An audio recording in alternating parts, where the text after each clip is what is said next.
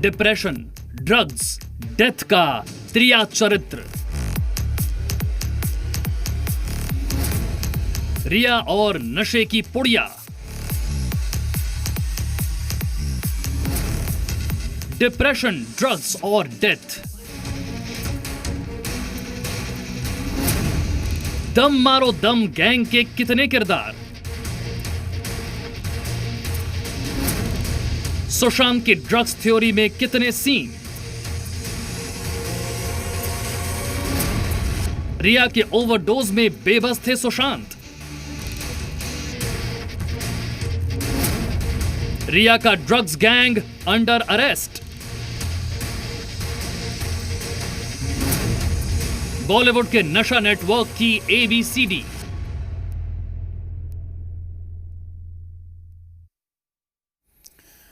नमस्कार, आप देख रहे हैं जी बिहार झारखंड और मैं हूं आपके साथ राजेश कुमार। सुशांत केस में डिप्रेशन, ड्रग्स और डेथ की थ्योरी पर एक बड़ा खुलासा हुआ है। ड्रग्स कनेक्शन की जांच में जुटी एनसीबी यानी कि नारकोटिक्स कंट्रोल ब्यूरो ने रिया चक्रवर्ती से जुड़े हुए लोगों की कुंडली खंगाली। एनसीबी की जांच में यह सामने आया कि रिया के भाई शौविक के कहने पर ही सुशांत के हाउस मैनेजर सैमुअल मिरांडा ने ड्रग्स खरीदी थी। अब सवाल यह है कि सुशांत के पीछे रिया की ड्रग्स वाली साजिश तो नहीं है।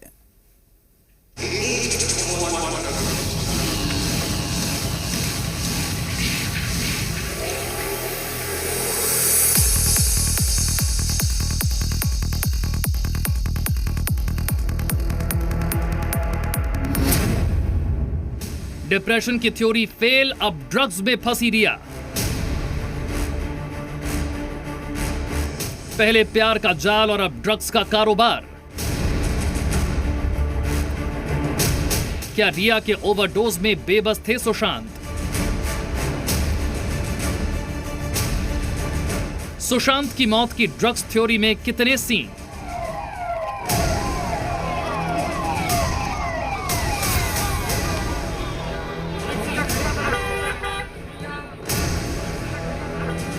सुशांत केस की जांच में जुटी एक तरफ सीबीआई, दूसरी तरफ ईडी और तीसरी ओर नारकोटिक्स कंट्रोल ब्यूरो यानी एनसीबी। देश की तीन बड़ी और सबसे विश्वसनीय जांच एजेंसियां सुशांत सिंह राजपूत की मौत के हर एंगल को परख रही हैं और एक एक कर कई परतों को जांच के दायरे में घेर रही हैं। सुशांत सुसाइड या हत्या से शुरू हुई जांच का दायरा रोज बढ़ता जा रहा है। सुशांत केस की आरोपी रिया चक्रवर्ती अब ड्रग्स रैकेट के आरोपों से घिर गई है। सुशांत सिंह राजपूत और रिया चक्रवर्ती के बीच क्या सिर्फ प्यार का जाल था या उससे आगे रिया का कहीं कनेक्शन था, इसकी पूरी डिटेल अब जांच एजेंसियां ले रही हैं। और अब जो खुलासा हुआ है वो पूरे चक्रवर्ती परिवार के लिए किसी भयानक सपने से कम नहीं। दरअसल एनसीबी ने हाल ही में 3 ड्रग पेडलर्स को गिरफ्तार किया है।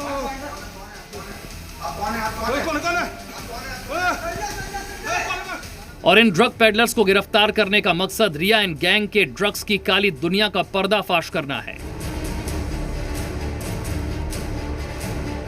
दरअसल जिन ड्रग पेडलर्स को पकड़ा गया उन पर जब सवालों की लिस्ट दागी गई तो जुबान पर रिया चक्रवर्ती के भाई शौविक चक्रवर्ती का नाम आ गया। सुशांत सिंह राजपूत की मौत के केस में यह एक बहुत बड़ी कामयाबी है जिसने डिप्रेशन, ड्रग्स और डेथ की थ्योरी को करीब करीब साफ कर दिया है। सबसे अहम है कि रिया चक्रवर्ती के गैंग का जो कनेक्शन ड्रग माफियाओं से निकला है, उसके बाद यह पूरी तरह साफ हो गया कि रिया और उसका भाई ड्रग्स के आदी पहले से ही थे और रिया ने ड्रग्स को लेकर अपने प्रायोजित इंटरव्यू में जो दावे किए हैं वो बिल्कुल झूठे साबित हुए हैं। ब्यूरो रिपोर्ट, जी मीडिया। रिया और उनके भाई शौविक के ड्रग्स कनेक्शन का खुलासा हुआ है। अब हम आपको रिया की ड्रग्स मंडली के एक एक किरदार से मिलवाते हैं। साथ ही आपको बताएंगे कि वो लोग कौन हैं और कैसे रिया का परिवार इस पूरे ड्रग्स रैकेट से जुड़ा हुआ है।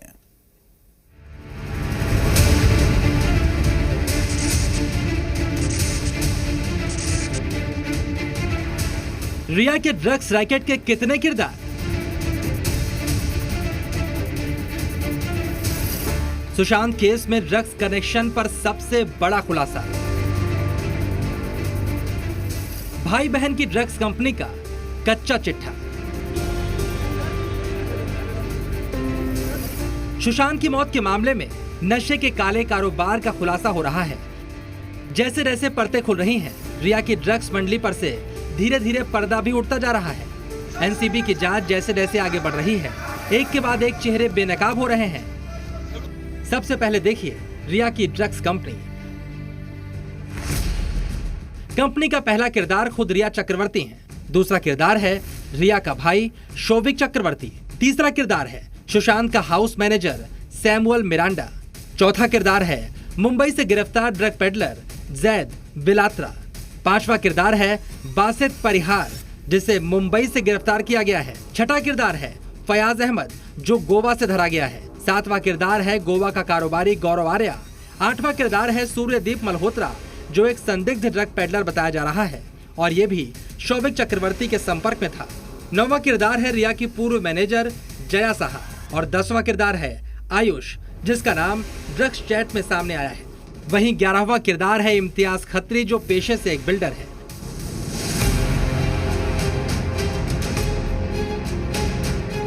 अब इन किरदारों से ड्रग्स के तार कैसे जुड़े थे और तार जुड़ने से यह पूरा जाल कैसे बना, इसका भी एक एक पहलू आप जान लीजिए। जी न्यूज को मिली एक्सक्लूसिव जानकारी के मुताबिक मुंबई के ड्रग पेडलर जैद बिलात्रा ने सुशांत के हाउस मैनेजर सैमुअल मिरांडा को ड्रग्स सप्लाई की। सैमुअल मिरांडा ने रिया के भाई शोभिक के लिए जैद से ड्रग्स खरीदी थी। दरअसल शोभिक चक्रवर्ती ने सैमुअल मिरांडा को ड्रग्स के लिए अपने दोस्त बासित परिहार से मिलवाया था और बासित ने मैनेजर सैमुअल की जैद बिलात्रा से मुलाकात करवाई। इसके बाद जैद बिलात्रा सीधे सैमुअल मिरांडा को ड्रग्स पहुंचाने लगा। ड्रग्स कनेक्शन की जांच कर रही नारकोटिक्स कंट्रोल ब्यूरो की टीम को जैद बिलात्रा और सैमुअल मिरांडा के बीच ड्रग्स चैट भी हाथ लगी है। इसके साथ ही जैद का बासित परिहार और सूर्यदीप मल्होत्रा नाम के एक व्यक्ति से भी चैट सामने आया है। सूत्रों के मुताबिक 17 मार्च 2020 की चैट में शोभिक ने सैमुअल को जैद का नंबर दिया था, जिसमें सैमुअल को 5 ग्राम ड्रग्स के लिए 10,000 रुपए देने के लिए कहा गया था। रिया के भाई शोभिक का नाम जिस तरह से इस पूरे ड्रग्स तस्करी में जुड़ता जा रहा है, यकीनन नारकोटिक्स ब्यूरो के लिए ये बड़ा सुराग है। वहीं ड्रग्स कनेक्शन में गोवा के कारोबारी गौरव आर्या, सूर्यदीप मल्होत्रा, जया साहा समेत कई किरदार सामने आ रहे हैं, जो सुशांत की मौत के बाद कई कड़ियों को जोड़ रहे हैं और ये सभी तार किसी बड़ी साजिश की तरफ इशारा कर रहे हैं। ब्यूरो रिपोर्ट, जी मीडिया। सुशांत को नशे की लत का शिकार कब और कैसे बनाया गया? क्या इसके पीछे कोई बड़ी साजिश थी? ये सवाल इसलिए उठ रहे हैं क्योंकि 2019 तक सुशांत सिंह की छाया बनकर रहने वाले 2 शख्स ने यह दावा किया है कि उन्होंने सुशांत को कभी भी नशा करते नहीं देखा, न ही ड्रग्स की बातें करते सुना है।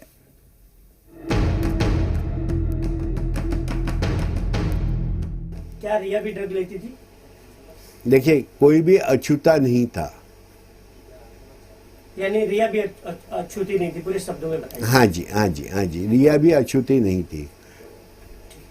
किस चीज से अछूती नहीं थी सर रिया?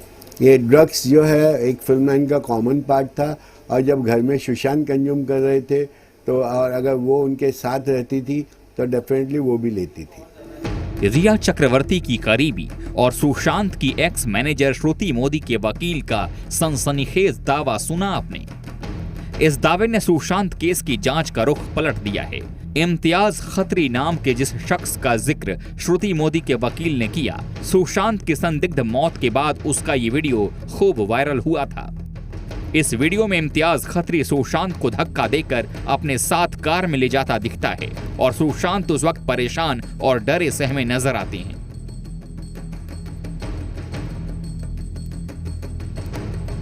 इस वीडियो के सामने आने के बाद महाराष्ट्र बीजेपी के नेता राम कदम ने सुशांत की संदिग्ध मौत का कनेक्शन इम्तियाज खत्री से जोड़ते हुए जांच की मांग की थी।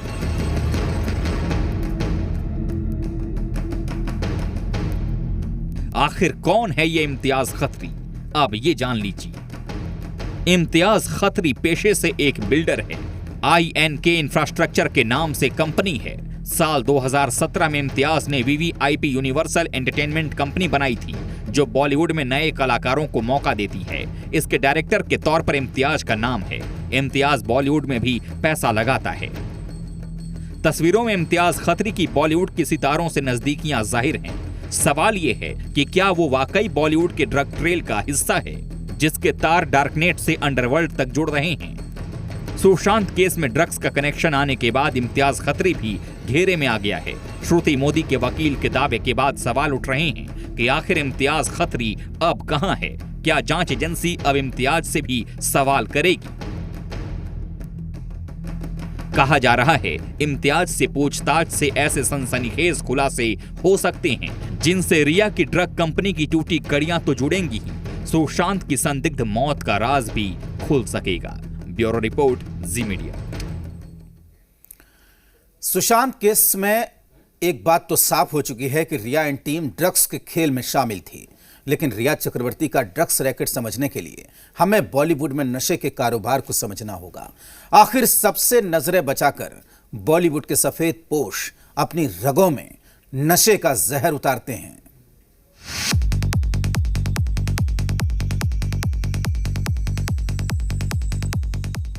सुशांत केस की जांच के दौरान सामने आया सनसनीखेज खुलासा भी जान लीजिए। रिया एंड कंपनी ड्रग्स की डील के लिए कोड वर्ड का इस्तेमाल किया करती थी। रिया और उसकी ड्रग्स कंपनी के किरदारों के व्हाट्सएप चैट से इसका भी खुलासा हुआ है। वीड यानी गांजा का कोड वर्ड डॉलर था, तो ब्लूबेरी कुश का कोड वर्ड ब्लूबेरी, स्ट्रॉबेरी कुश का कोड वर्ड दिरहम, इंडियन रूपी यानी देसी गांजा। ये तो बस गांजे की किस्मों का कोड वर्ड है। नशे के कोड वर्ड का ये सिलसिला तो इतना लंबा है कि आप गिनते गिनते थक जाएंगे। सुशांत केस की जांच के दौरान सामने आई ये वो सच्चाई है जिससे बॉलीवुड के चमकदार चेहरे का पानी उतर जाता है और उसके पीछे दूर तक फैला नशे का दलदल दिखने लगता है। बॉलीवुड में नशे का खेल कितना बड़ा है, इसकी पड़ताल करते हुए जी मीडिया माया नगरी में ड्रग्स के धंधे से जुड़े एक किरदार तक पहुंचा तो चौंकाने वाली कहानियां सामने आने लगी। तो ये बोलना है कि 100 में से 70% तो सब करते ही है फिल्म लाइन में। इसी इन्फॉर्मर ने हमें सबसे बड़ी जानकारी ये दी कि बॉलीवुड में 70% से अधिक कलाकार ड्रग्स का नशा करते हैं, यानी करीब करीब 2/3 सितारे। फिल्मी दुनिया की बड़ी बड़ी हस्तियां अधिकतर एमडी ड्रग्स लेती हैं, जबकि टेलीविजन के कलाकारों में गांजे की अधिक डिमांड है।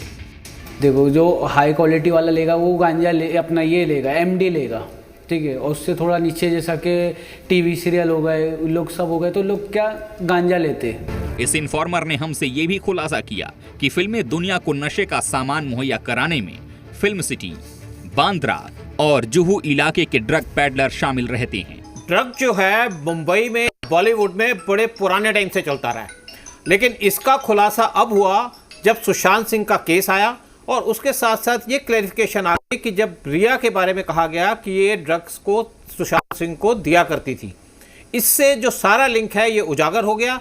अब उजागर होने के साथ जो जितनी भी हमारी एजेंसी हैं, चाहे ईडी है, चाहे सीबीआई है, और आज जो नारकोटिक्स वाले हैं, ये इसमें इन्वॉल्व हो गए। इसके इन्वॉल्व होने से इस केस का एक समझिए कि एक डिसीजन आएगा या इस केस पे एक एक्शन होगा। हमने जब इस व्यक्ति से ड्रग्स लेने वाले कुछ फिल्मी सितारों के नाम पूछे तो इसने नाम बताने से साफ मना किया, लेकिन ये खुलासा जरूर किया कि सितारे ड्रग्स खरीदने के लिए खुद सामने कभी नहीं आते। उनके लिए ये काम उनके ड्राइवर, नौकर या स्टाफ करते हैं। घर से जुड़े यही लोग ड्रग पैडलर से डील करते हैं और सारी बातचीत कोडवर्ड में होती है। AK-47 किसको बोलते हैं? पैडलर का नेम होता है कि अगर आपने AK-47 डाला है, उसका नाम तो नहीं डाल सकते आप फ़ोन के अंदर, तो उसका सरनेम डालना पड़ता है, कोड नेम AK-47। तो AK-47 उसको रखते हो, नाम को रखते हैं सब। अगर आप सोच रहे हैं कि मुंबई में नशे की खेप कहां से पहुंचती है, तो विदेशों से तो पहुंचता ही है। गुजरात और पंजाब से भी माया नगरी में इसकी सप्लाई होती है। ब्यूरो रिपोर्ट, जी मीडिया। सुशांत की मौत की गुत्थी भले नहीं सुलझी हो, लेकिन ड्रग्स कनेक्शन के आरोप पर रिया चक्रवर्ती या फिर उनके भाई के खिलाफ साबित हो जाए तो रिया चक्रवर्ती का जेल की हवा खाना तय है। आपको बताते हैं कि ड्रग्स केस में कितनी सजा का प्रावधान है।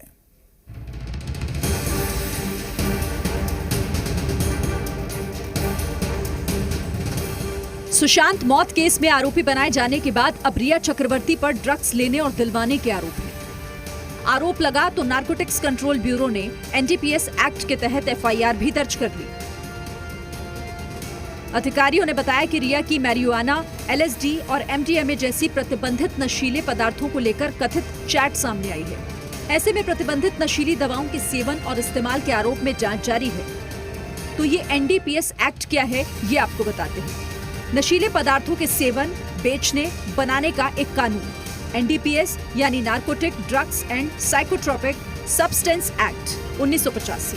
एनडीपीएस एक्ट में 1988, 2001 और 2014 में बदलाव हुए। एनसीबी सुशांत सिंह राजपूत के मामले में जो जांच कर रही है वो narcotic drugs and psychotropic substance act 1985 के तहत ही कर रही है। और अगर कोई भी इस एक्ट के तहत आरोपी पाया जाता है तो ड्रग्स लेने पर सजा क्या है? पहली बार ड्रग्स का नशा, गलती मानने और आगे नहीं लेने पर सजा नहीं, 15 से 20 दिन तक सुधार गृह भेजने का प्रावधान। बार बार ड्रग्स लेने पर, कम मात्रा में ड्रग्स लेने पर 1.5 साल तक की सजा।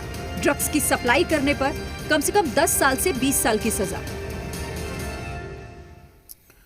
सुशांत सिंह राजपूत की मौत को लेकर जैसे जैसे सीबीआई और एनसीबी की जांच आगे बढ़ती जा रही है, वैसे वैसे ड्रग्स को लेकर सवाल खड़े होते जा रहे हैं। और अब सूत्रों के मुताबिक एनसीबी की जांच में भी ये बात सामने आ रही है कि रिया जिस पैडलर से ड्रग्स मंगवाती थी वो डार्कनेट का इस्तेमाल करता था।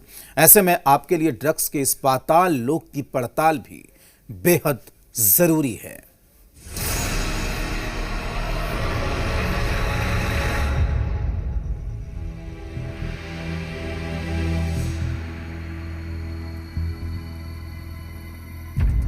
नशे का ये खेल सिर्फ हिंदुस्तान ही नहीं, पूरी दुनिया में फैलता जा रहा है।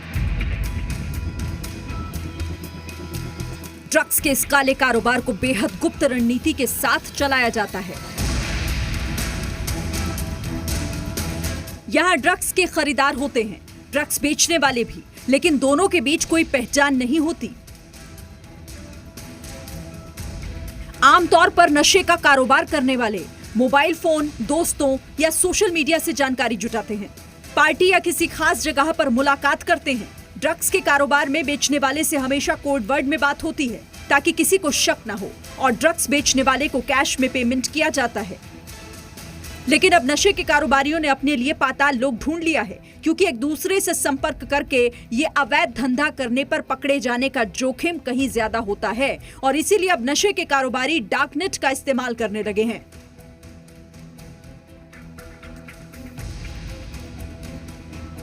जो पुलिस है, लॉ एनफोर्समेंट एजेंसीज हैं, वो इस रूट के माध्यम से उन मुलजिमों तक नहीं पहुंच पाते, और यही कारणवश है कि आज किसी भी डार्कनेट पर अगर कोई क्राइम हो रहा हो तो उस क्राइम को करने वाले मुलजिम को आप नहीं पकड़ सकते, क्योंकि उसमें जो आर्किटेक्चर बना हुआ है ब्राउज़र का, द अनियन राउटर ब्राउज़र का, वो इस तरीके से बनाया गया है कि जो सर्विस प्रोवाइडर कहता है कि साहब मेरे पास क्षमता ही मौजूद नहीं है जिसके माध्यम से मैं आपको बता सकूं कि ये गतिविधि किस एक्टर ने या किसी व्यक्ति विशेष ने करी है। आजकल नए तरीकों से बिकता है ड्रग्स। डार्कनेट के जरिए ड्रग्स को बेचा जाता है, कोड नेम में बेचे जाते हैं ड्रग्स। देखिए, डार्क वेब पर ऐसी हजारों वेबसाइट्स हैं जहां पर आपको ड्रग्स, इलीगल जितने भी सब्सटेंसेस होते हैं, स्टिमुलेंट्स होते हैं, ऑइंटमेंट्स होते हैं, सपोजिटरीज होती हैं, बाथ मिल्स होते हैं, कैनाबीज होती हैं, सारी वहाँ पर मिलते हैं। और ये बिटकॉइंस में इनके पेमेंट्स होते हैं। इसमें एनोनिमिटी के लिए, चूँकि टॉर ब्राउज़र के थ्रू एक्सेस होता है तो आपकी पहचान छुपी रहती है, इसलिए लोग इस पर ऑर्डर करते हैं, और जो डिलीवरी होती है वो आपके घर पे होती है, डोर स्टॉप पे होती है। तो ये बहुत ही ऑर्गेनाइज नेटवर्क है। एनसीबी देश भर में ड्रग्स डीलर्स की तलाश कर रही है। एनसीबी की जांच में रिया के ड्रग चैट को लेकर भी बड़े दावे सामने आ रहे हैं। सूत्रों के मुताबिक रिया जिस पैडलर से ड्रग मंगवाती थी वो डार्कनेट का इस्तेमाल कर रहा था। डार्कनेट इंटरनेट की दुनिया का वो अदृश्य स्पेस है जिसका इस्तेमाल अपराधी किया करते हैं। वो घर बैठे बैठे दुनिया के किसी भी कोने में जुर्म को अंजाम देते हैं। एजेंसियों के लिए डार्कनेट को डिकोड करना बेहद मुश्किल होता है। एनसीबी को शक है कि सुशांत केस में जो ड्रग्स लाई गई थी वो डार्कनेट के जरिए ही हिंदुस्तान में लाई गई है। वर्ल्ड ड्रग रिपोर्ट के मुताबिक दुनिया भर में डार्कनेट पर होने वाले तमाम अपराधों में 63% क्राइम केवल ड्रग्स की खरीद फरोख्त से जुड़े हैं, और सबसे ज्यादा देश का युवा डार्कनेट का इस्तेमाल कर रहा है, जो आसानी से इंटरनेट पर ट्राउ ब्राउजर डाउनलोड कर डार्कनेट पर अकाउंट बनाकर उसे गैर कानूनी तरीके से कमाई का जरिया बना रहा है।